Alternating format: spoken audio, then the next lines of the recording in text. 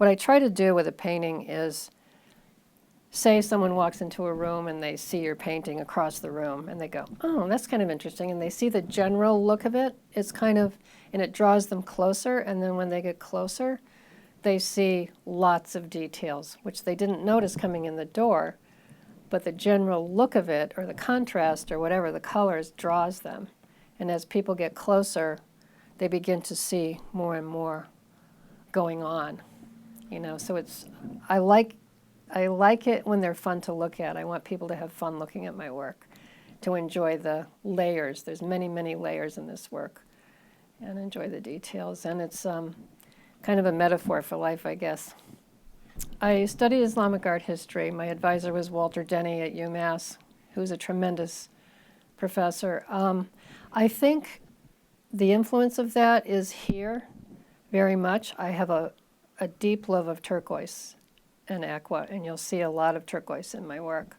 And also the beauty of details. My details are really abstracted. They're really not formal. They're formalized in ways of thinking about composition and contrast and colors and things like that, but they're more intuitive than Islamic art typically is. When you look at miniatures, they're very meticulously detailed, but my love of detail, I think, is from that.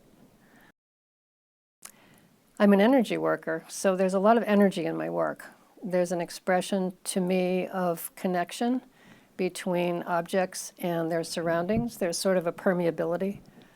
And I'm really interested in interface, which is related to bodywork too, sort of having surfaces meet and the way they react to each other. And what else? I have a favorite palette, I guess, favorite colors. I live near the river in Conway, and I think nature inspires me quite a bit. And my work with people over the years has inspired me. I've always been an observer of people and nature and all kinds of things. I am an observer, so that gets expressed for sure. I'm also a writer. I've done creative writing for years, and that's part of my work here. I've written memoir. I'm part of a memoir writing group for about 10 years now. So I'll have just a phrase come to me, and you prepare the panel with gesso, and I'll write that phrase out in graphite. I'll just start writing. Or if I have a specific inspiration, like with my stone stories, piles of stones, that's how I doodle.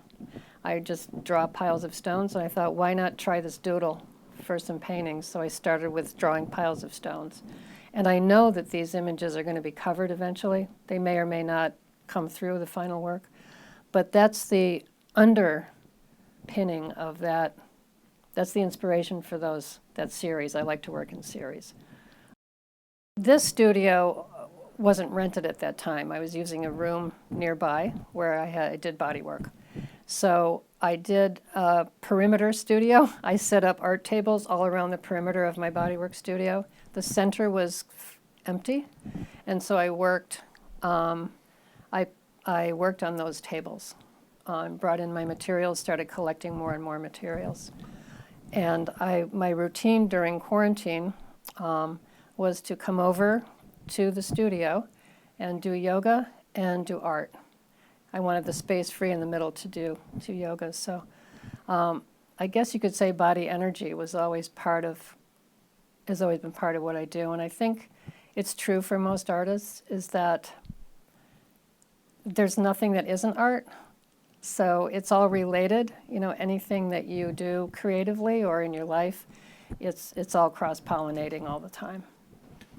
It's a progression, and it also, I see things coming back to me as well that I want to look at more.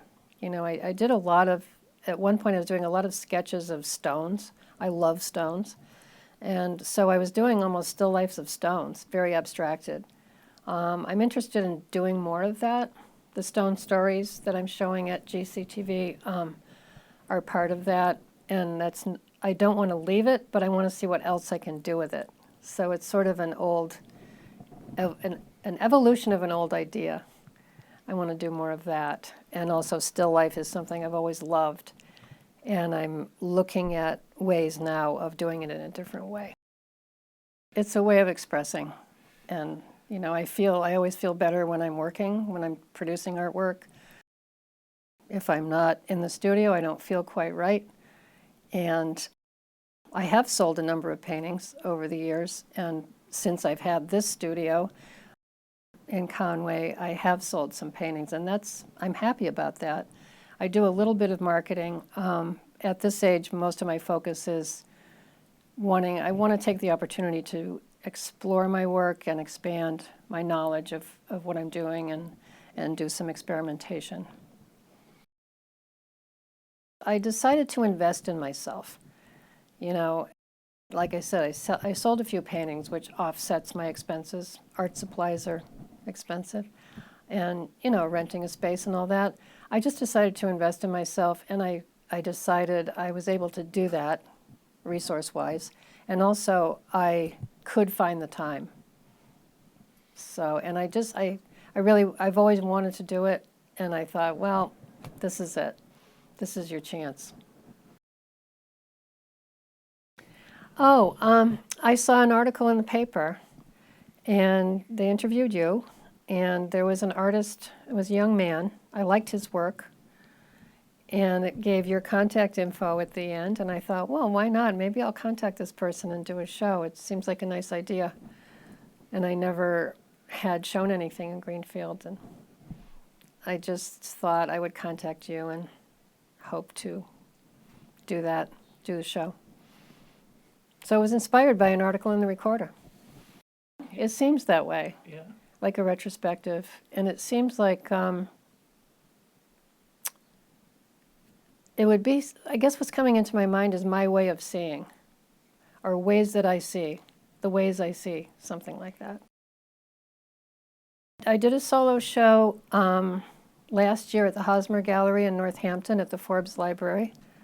Actually, it wasn't solo. I was with two other artists. They called it a solo show, but I was with two others. I did a solo show at the Meekins Library in Williamsburg and at the Conway Field Memorial Library. So it's not my first solo show. Looking forward to it. You know, I like sharing my work.